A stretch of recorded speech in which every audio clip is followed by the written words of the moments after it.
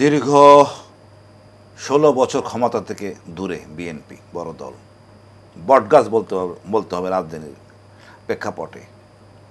এখন ক্ষমতা যাওয়ার জন্যই তারা চেষ্টা করতেছে। এই বিপ্লবে কি বিএনপি ছিল?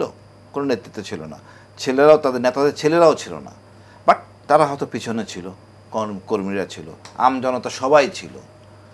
এখন তারা তাড়াতাড়ি ক্ষমতা আসার পরে দেখেন ৭ তারিখই ঘোষণা দিল, ৭ই আগস্ট, কবে নির্বাচন দিবেন, ৩ মাসের মধ্যে নির্বাচন দিতে হবে।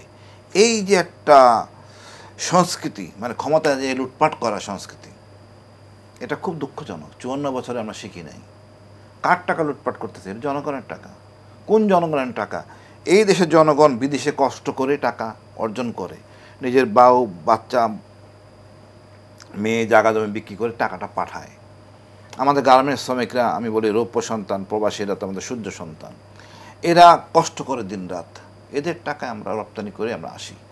এই টাকা পয়সাগুলি চুরি কেমনে কি কতটুকু করব, কমিশন কতটা করব, এই ধ্যান ধারণার মধ্যে আছে। আগে একটা দর্শন ছিল সরকারি মাল দরিয়ায় ঢাল, যেটা ব্রিটিশ দর্শন বলতে পারেন। ব্রিটিশ শাসক ছিল, টাকা পয়সা নিয়ে যাইতেছে। কিন্তু এখন তো এটা আমাদের টাকা পয়সা। আপনি যে আগুন কোথায় লাগাচ্ছি, আগুন কেন লাগাচ্ছি? এই বাসটা কি আমরা নিজেরা বানাইছি?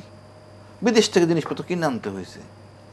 এই যে ভীষণটা পরিবর্তন দরকার, আমাদের ভালো শিক্ষানীতি দরকার, সুশিক্ষা, সবার জন্য শিক্ষা। আমি প্রশ্নটাই করছিলাম আপনাকে যে সবার জন্য একটা ক্ষত 2024-এর, এই সেটাকে তারা মানবতা বিরোধী অপরাধ ভাবছে না কেন? সেটাই বললাম, তারা ওই অপেক্ষায় নিজে ক্ষমতায় যাব। আপনারা দেখেন অসংখ্য মামলা হয়েছে, হাজার হাজার লোককে অপরাধী করা হয়েছে উদ্দেশ্যমণ্ডিতভাবে। এই যে কালচারতে বেরিয়ে আসতে হবে, নোংরা কালচার থেকে। স্বাধীন দেশ, আমরা কারো দয়া তো থাকি না, কাজ করে খাই। আমাদের অসৎকার, আমি তেমন রাজনীতিবিদরা, এরা আমাদেরকে নষ্ট করতেছে। আমি ভালো রাজনীতিবিদ চাই, যা দেশের জন্য নিবেদিত হবে, জনগণের পাশে থাকবে। আপনি এখানে টিকিট দেবেন, থাকে গুলশান, প্রতিনিধি হলেও মনে করেন খুলনার, এটা তো হয় না।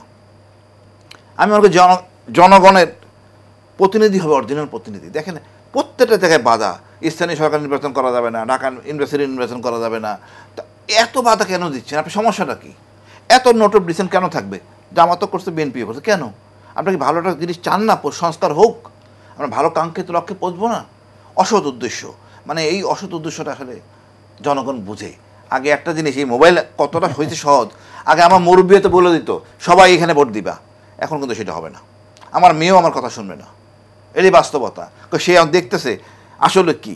আগে আমি জানতাম না রাজনীতিবিদদের চরিত্র কেমন, এখন কিন্তু বুয়াও জানে তার চরিত্র কেমন। এটা কিন্তু বিশাল টাইম।